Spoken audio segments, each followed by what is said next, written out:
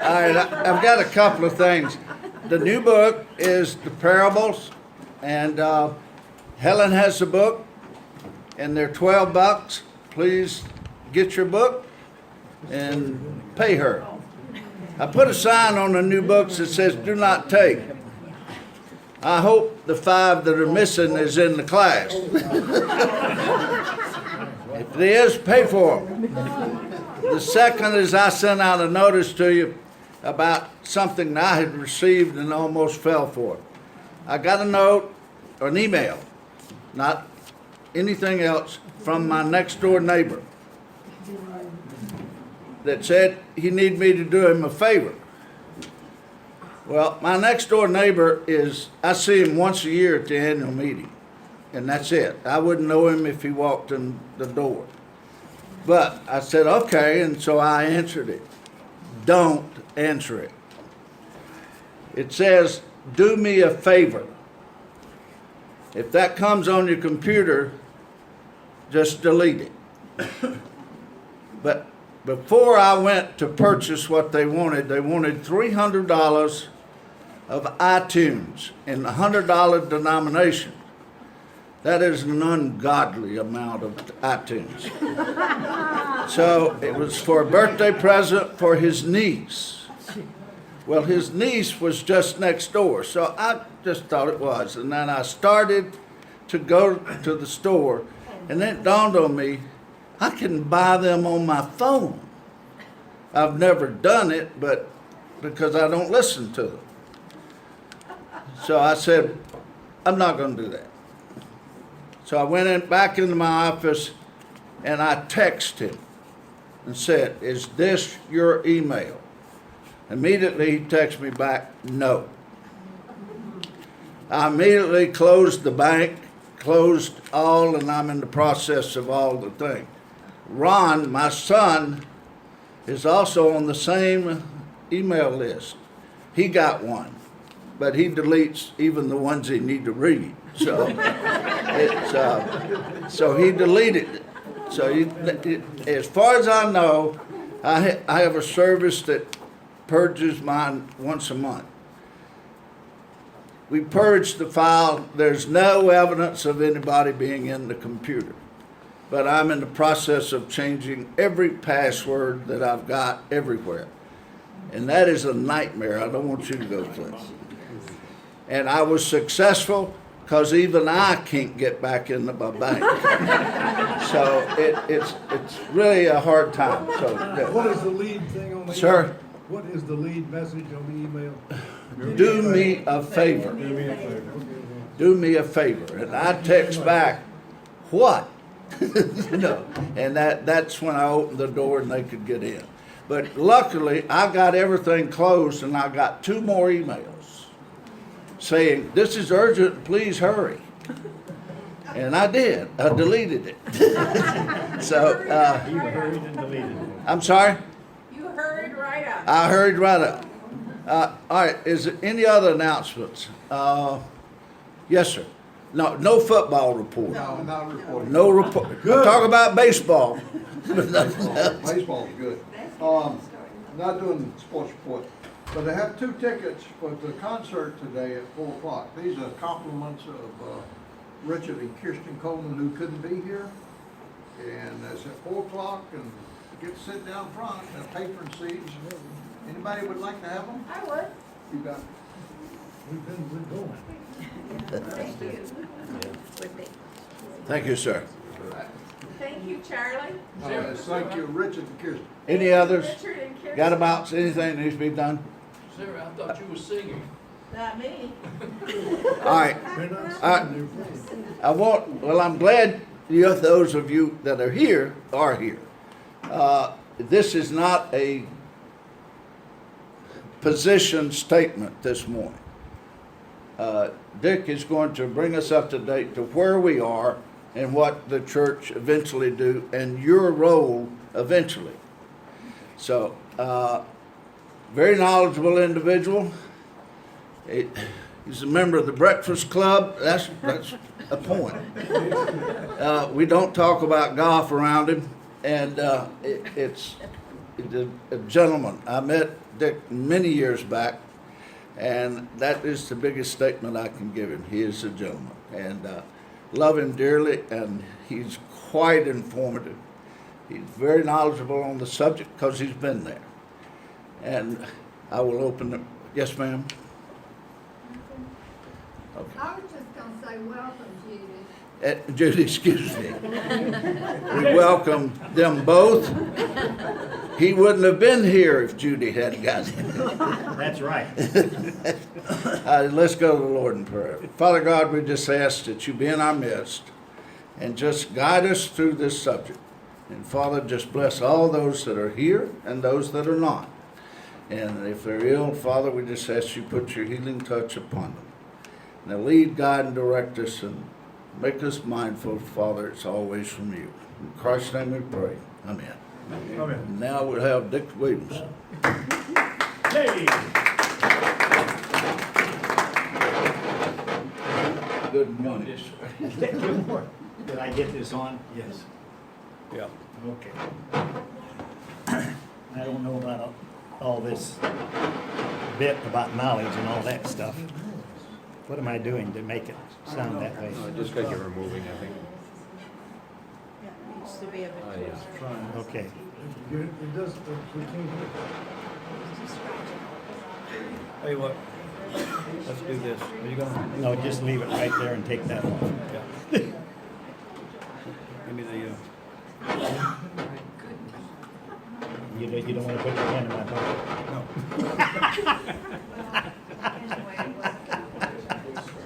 the acute. Oh, shoot.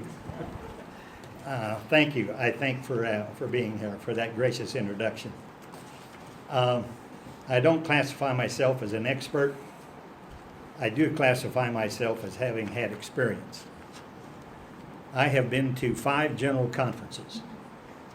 Any of you that don't know what general conference is, let me ask another question first. And Hugh, you cannot answer this, so be quiet. Who owns this church? Conference. The conference. How many of you think you own it? We do not own this church building or the property. We paid for it, but. We pay for it, you're right. We paid for every penny of it. But we don't own it. And that's one of the big issues that'll come up and is coming up. We'll get to that. But as you know, General Conference meets every 4 years. I've been elected to 5 General Conferences, so I've been there over 20 years. The last, in 16, I was not elected to go. I just wasn't elected to go, period. I put myself up, but wasn't elected. I really didn't put the effort forth that I had the previous times, because I thought, well, if I'm elected, good. If I'm not, that's good too. I did not put myself up to be elected this for 2020, which will meet in Minneapolis in, I believe it's May. It's kind of late this year because it gets cold up there in Minnesota. But anyway, that's where they'll meet. So it meets every 4 years. General Conference is the only body in the United Methodist Church that can change this little dude here. The discipline. That's the only body that can change it. There's also another body which 90% of us haven't even heard of, and that, how many of you have ever heard of the Judicial Council? It's a body of 9 people that are elected, 3 lay and 2 clergy every 16 years. And I don't ask me the math because it doesn't work out. There's only 9 people on there, but yet there's 3 and 2 elected. So that makes 10, doesn't it? Discipline says 9. That's kind of a contradiction, but that's the way it is. That body can declare anything unconstitutional that is voted on and passed at General Conference. In 2012, as an example, after many hours of work over 2 weeks, we had completely rewritten the discipline, had passed it and was ready to go into vote. We were a half hour from adjournment, and the Judicial Council came and said, you are unconstitutional. So everything we had done for 2 weeks, was the Judicial Council said no. So we're right back where we started with the discipline. As you know, we've been having a sexual issue in our church for many, many years. And it's just gotten progressively more aggressive to get the discipline changed, to make same-sex marriages acceptable, to make ordaining homosexuals by the discipline okay. And this is what the fight's been over for years, and it still is. And it was the traditional plan, which is the plan that is now invoked in the discipline, was passed again in 2016. There was a vote taken to have a special session, which was a general conference in 2019, for just that issue. There was a special body set up for that to met for 3 years before general conference in 2019, the special session. There were 32 people on that conference. It was set up where the Council of Bishops would nominate the people, or not nominate, they would elect those people who would be on that committee. 1/3 laity, 1/3 clergy, and 1/3 bishops. Now that makes 2/3 clergy, 1/3 laity. Okay, for starters. This committee met over 3 years, trying to come up with a plan which would be acceptable each and every party, whether they're aggressive or whether they're progressives, centrists, or traditionalists. They tried to come up with a plan. The plan that the bishops, after this committee reported back to the bishops said, we're going to come up, or we're going to back the one church plan. The one church plan was what was presented, tried to be presented to the general conference, the special call session in 2019. It never got to that because the traditional plan was brought up and voted and accepted before it ever got around to the traditional plan. So we're right back where we started from, back to the discipline as it is written, which says that homosexuality is incompatible with Christian teaching and that we shall not ordain homosexuals as our clergy. That's the way it stands now.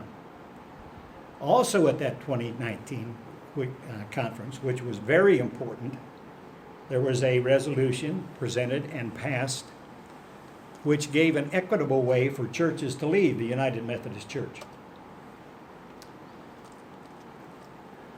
In subsequent months, I don't know who researched all this, but that resolution was passed on a minority report. Now, a minority report is presented in lieu of a resolution that is put up before the board, for the conference. That resolution was passed by 2 votes. That minority report was that a church could leave the United Methodist Church by paying their apportionments and by paying a sum which is known as, all right, just a minute, I lost the term, unfunded liabilities. Unfunded liabilities. So what are unfunded liabilities? Unfunded liabilities primarily are for people like you, retired pension clergy. And that is governed by or controlled by a group which is a Methodist agency, Westpath. Westpath takes care of all of that. This resolution, as I said, they had to pay their apportionments and then an unfunded liability. Now, what's an unfunded liability? Well, at one time, before we sold Simpsonwood, the North Georgia liability was about $27 million. In other words, the retirement fund was underfunded. In the North Georgia Conference, portion of that was $27 million. Speaks pretty loudly. Now, we got around that when we sold Simpsonwood, because one of the conditions for selling Simpsonwood was that money would be used to pay down our unfunded liability. So North Georgia, as far as that aspect is concerned, is very good. We're in very good health now. I think it's something like $1 million or $2 million now. Quite controllable and can easily be handled by the North Georgia Conference. So, as they say, that minority report passed by 2 votes. Now, somebody researched it, found that there were 4 delegates from outside the United States, Africa to be exact, that somebody had used their credentials to get on the floor and vote. Now, when it comes to voting, you know pretty much how Africa is going to vote and how the Philippines are going to vote on sexual issues. They're very traditional. So they're assuming, and will be sent to the jurisdictional council to make a judgment on whether that resolution is really in vogue, because supposedly those 4 votes to it would have been part of the 2 that put it over the hump to be accepted or to be voted and put in the discipline. So that may not be in vogue until the jurisdictional council meets. And it's my understanding the judicial council isn't going to meet until right before General Conference in Minneapolis. So that aspect of it is still unknown. But this is what's transpired. There's all kinds of meetings and conferences going on. All resolutions for the 2020 General Conference have to be in, I think it's by, what is today, the 15th? I think they have to be in by today, 15th of September, so they can be printed in various languages and distributed to various delegates and delegations, so they will have them so that they can go over them. I think an example of what has happened in our particular area, North Georgia. North Georgia has been, in the times that I've been elected, been looked at as very traditional. In the voting last June for delegates to 2020 General Conference, our clergy that were elected are probably 90% progressives, which in 2016, that would have been 75 traditionalists, 25 progressives. Our bishop has flipped our clergy completely. She has got them, between you and me, scared to death of their appointments. And just the opposite of that, the laity delegation was probably close to 50-50 in 2016. And this year, it was voted about 80% traditionalists, 20% progressives. You see where I'm going? Our clergy are going one way, our laity are going the other way. I don't know if there's a happy meeting ground in the middle. There is an organization called Wesleyan Covenant Association, WCA, which is a group of traditionalists all over the United States and world that has formed this agency. If this discipline is ever changed and the sexual aspect of it is taken out where same-sex marriages are recognized by the United Methodist Church and homosexuals are ordained, this group will pull out of the United Methodist Church. There's no question in my mind. I make no bones about where I stand. I am a WCA member. That's where I stand. There's also, as I say, all kind of meetings going on. There was one in Indianapolis, which was supposedly had a representation, just haphazardly. No one was particularly selected, but it had people from all aspects and beliefs on this issue that met in Indianapolis, and they have come up with a plan called the Indiana Plan, which would divide the church into 3 different groups, and we would each be able to have our own little say-so. There'd be a progressive group, a centrist group, and a traditionalist group, but we would all be under the United Methodist Church umbrella. That is one plan that will be presented at 2020, I'm sure. There'll be other plans presented, and heaven knows what they'll be. I know the one church plan will also be presented again. And I'm sure that the discipline as it now stands will be presented again. What's going to happen? I don't know. Nobody knows until the vote's taken. I think it's interesting. There's a group, well, I don't know whether you can see this or not. There are 5 jurisdictions in the United States. 5 jurisdictions in the United States. Yeah, we're down here. This is us down here. This group up here is extremely progressive. In fact, they are threatening to vote and leave the United Methodist Church. I think it's kind of ironic. Do you know how many members are in that group? Take a guess. The North Georgia Conference, we have, is it over 400? It's over about 400. We have 430 members in the North Georgia Conference. The North Georgia Conference, that's us right down there. How many members do you think are in this western jurisdiction? More than all those together. No, we have more than that. There are less than 300 members in this whole jurisdiction. And they are one of the most outspoken groups in this whole issue. Here's North Georgia, 430,000 members, this jurisdiction with 300 that are threatening to leave the United Methodist Church if we don't change our discipline. That's the kind of thing that's going on. Pardon me? There's a lot of money out there. Well, that brings up the next issue. It's just recently came out this week that I think it was the bishops in Africa and the Philippines met, and they don't want the church to split. They want us all to stay under the same umbrella. Now, I hate to be this way, but I am. Where does Africa get its money? From us. From us. Africa can't even pay their apportionments. You know, I worked for a company by the name of, I was a purchasing agent for a company by the name of Jim Dandy Dog Food Company. It was out of Birmingham, Alabama. They wanted to make $1 million a year off of their feed business.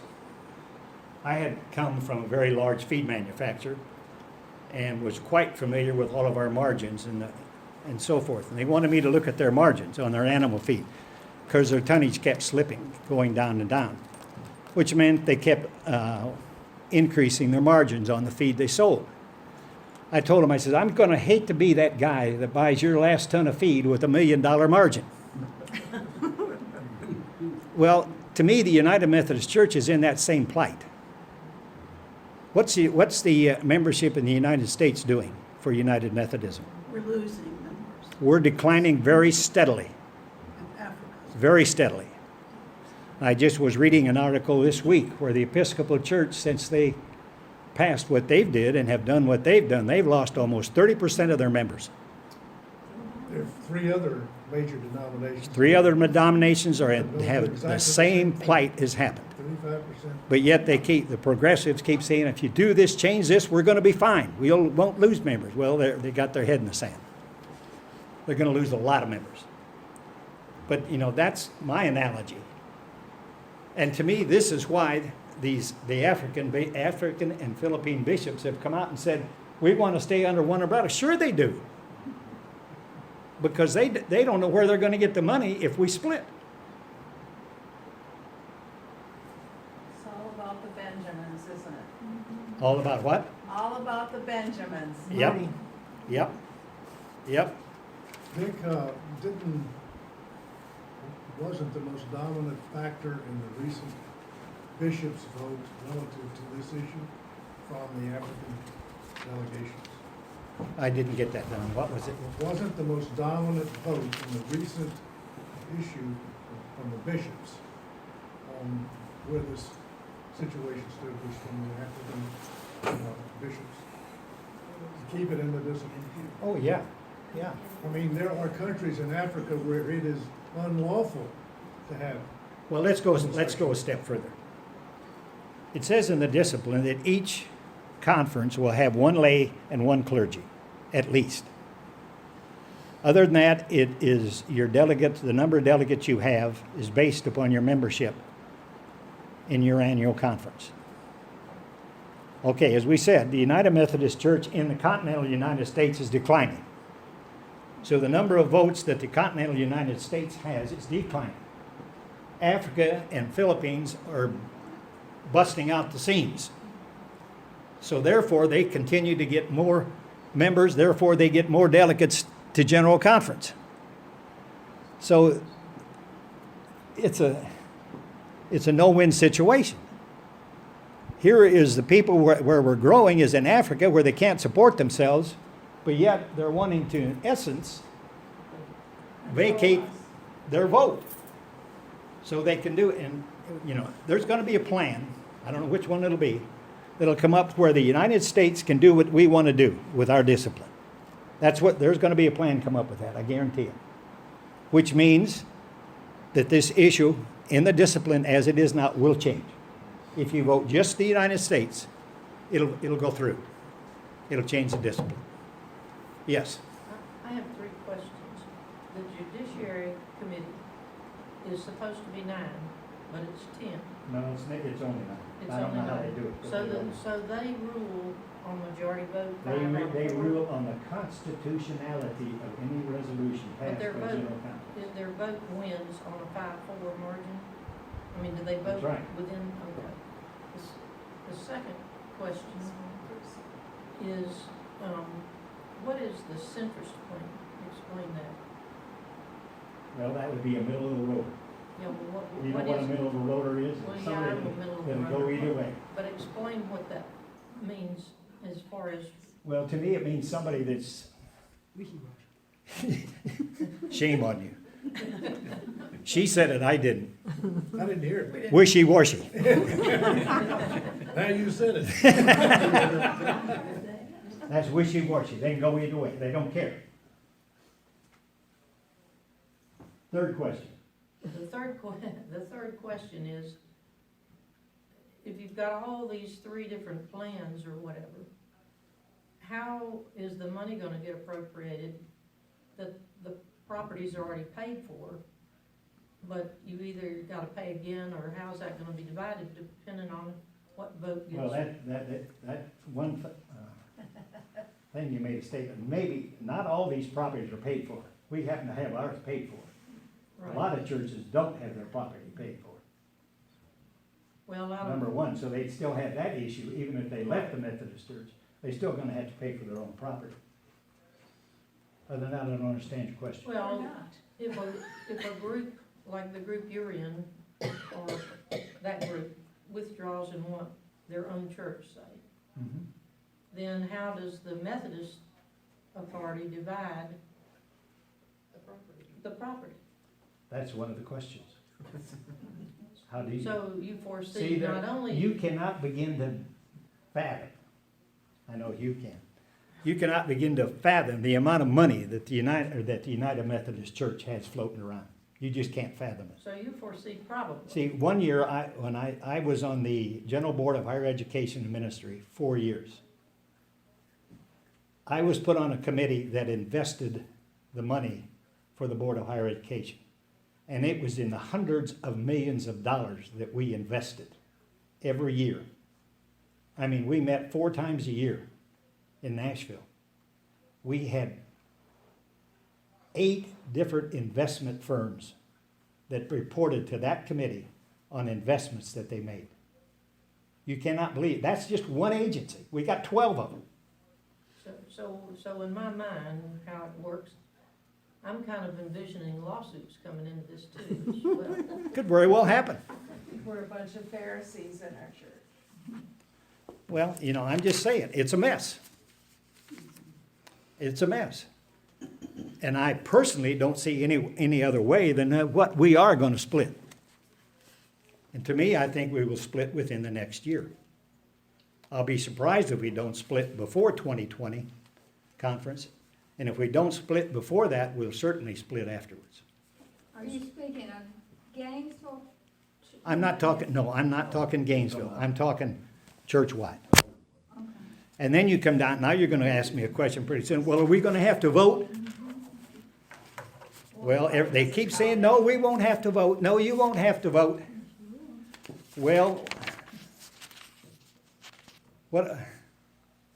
at some point in time, I think it's inevitable that we're gonna have to vote.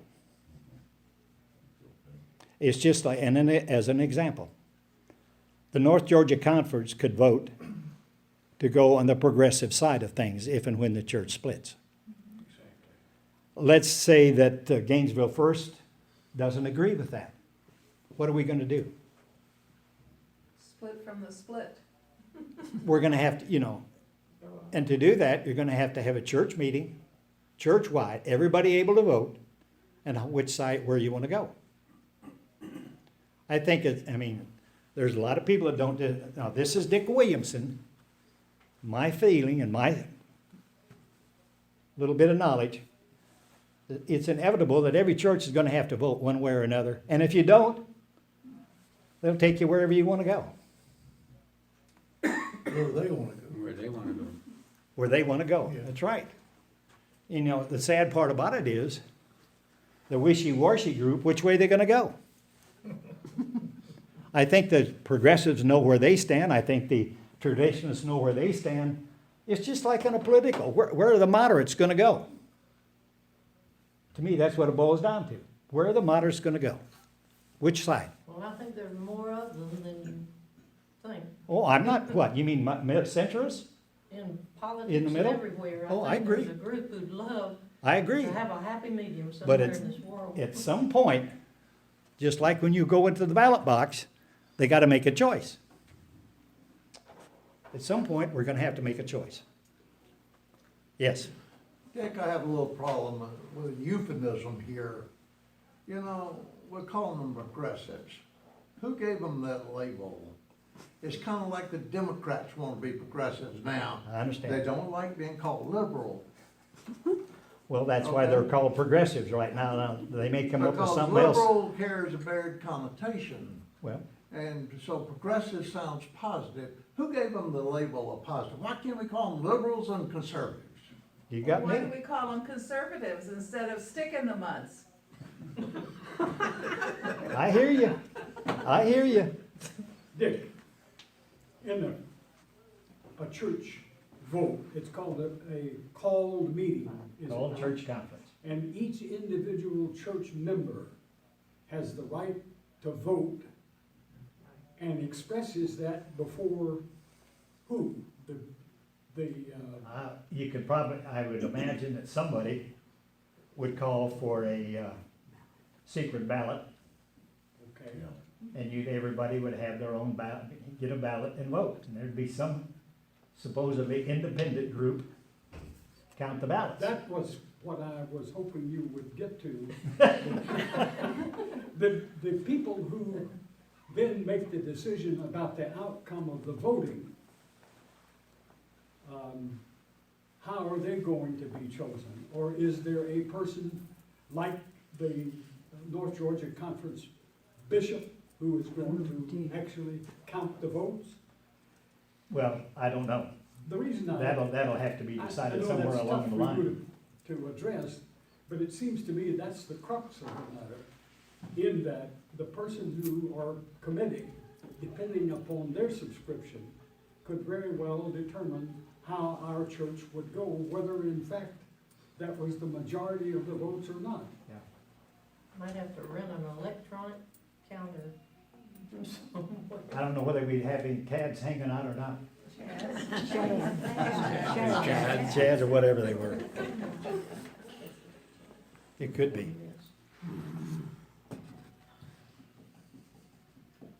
I agree very definitely. I was at the conference that you were at, as a lead delegate. Tom and I were there, and I agree 100% with your assessment of our bishop. She is driving us in this direction. Very She's doing definitely. everything with appointments and everything you can think of to drive us in this direction. Yep.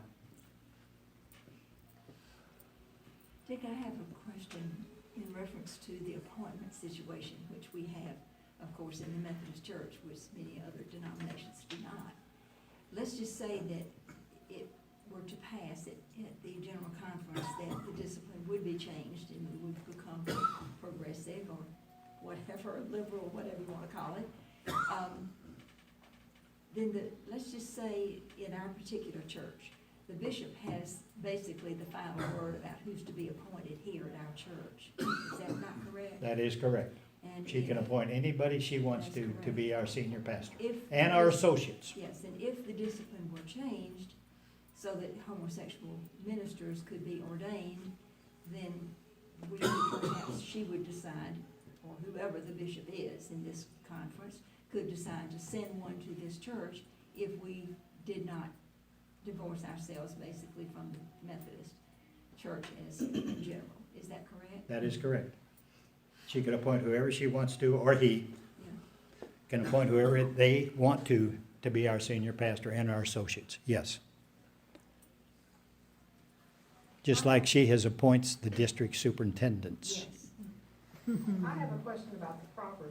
Property? Say the church leaves the Methodist church. They have to purchase the property? No.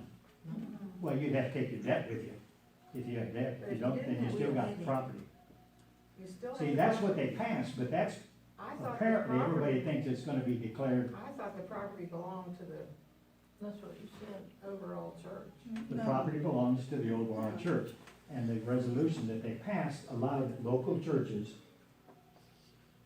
to take control of that property by paying their apportionments and an unfunded liability factor, whatever that factor is, then the property's theirs. Okay. See, this all falls under what is called the trust clause in the discipline. The trust clause in the discipline says the property belongs to the whole United Methodist Church.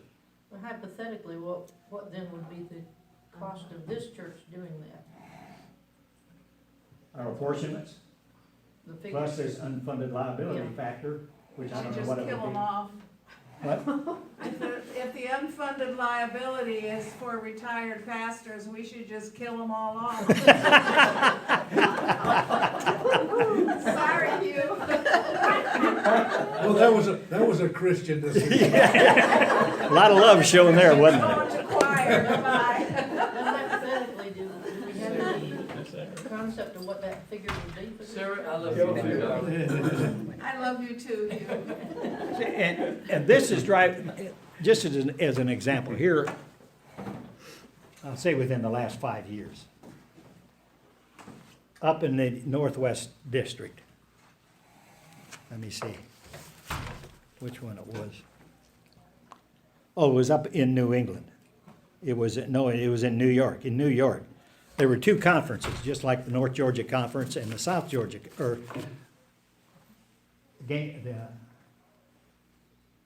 their membership had dropped so low in two different conferences they wanted to merge. It took West Path 5 years to get it all sorted out for the pensions and so forth and where it went and what each one owed and so on and so on. It took them 5 years. That was just two conferences. Not jurisdictions, conferences. That's like the North Georgia and the South Georgia conferences merging. It took them 5 years to get all the rigmarole and finances and all that worked out. What can you imagine it's going to be for the whole church? Lawsuits and infinity. There's we have a great council president in this church. And right when all this was starting to get stirred up, we called a special council meeting. And then we got to the point where we knew what was happening. He made the very intelligent decision of saying, there's nothing for us to vote on. There's no action that we can take at this point in time. There's no reason in bogging ourselves down with the whats and wheres and whens. We do not have a situation in in this church where we need to take any action.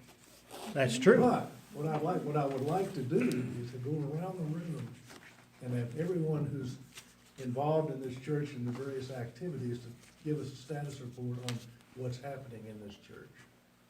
Well, I think you're gonna see that. I think you're gonna see that. All You- of this you- was you- very, very positive. Yeah. Very, very positive. Well, This you- is a great church. Oh, We're it's a doing a won- lot of great things. It's a wonderful church. Yeah. We do a lot of My- wonderful my- things. I my agree with you. position- My position on this is, I'm gonna love this church and continue to be active in this church, and we're gonna continue to do good things, and we'll just let the cards fall where they may. We don't have any choice. We have much That's choice. exactly what I'm gonna do. I'm not gonna debate it or anything else. I'm just gonna hang tight.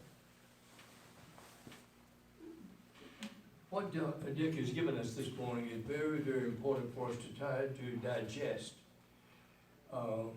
We're a long way from anything that's going to happen. That's right. But the fact of the matter is, in our particular area, our bishop is very much for a progressive person. She is making appointments even now to identify with the progressive movement in the North Georgia Conference. Our district superintendent is progressive. And there are movements in local churches all over I suppose the world, but certainly in the North Georgia Conference. There are movements in local churches towards the progressive movement. And what is happening is that they are making the movement, and the conservative people are standing by and hoping that everything will go good because they are conservative. Yeah. The fact of the matter is that's not going to happen that way. There's Well, got to be. let me just interject one thing, and then you go on. All right. This is what's happened on the whole church level. Exactly. We conservatives haven't done anything because they think it's gonna be okay. And the liberals or progressives have done just the opposite. Liberals, I like liberals better. And we've left it to the conservative countries, namely to the African countries, to bail us out as conservative, progressive persons in the United Methodist Church. There is an underlying thing that just continues to trouble me. The Methodist Church is getting older. Right. And that's part of the reason that we're moving down in membership. We are just getting older, and we're not doing the kind of evangelical work that we used to do. That's right. I remember when I used to send people out 2 by 2 to come to neighborhoods, and we would work those neighborhoods like crazy to get members into the church. That's right. And we don't do that anymore. We have all kinds of things that we hope will happen, but it doesn't happen without some kind of energetic movement for Christ in the world. That's right. And we don't see that. Right. We don't even have a Billy Graham anymore. Yeah. And what is happening also, I must say, Dick, it worries me a lot. In the paper this morning, one of the headlines in the Times was that our companies here in Gainesville are having a great deal of difficulty getting people to work. They don't have people to work. And we don't have babies that's being born in the United States.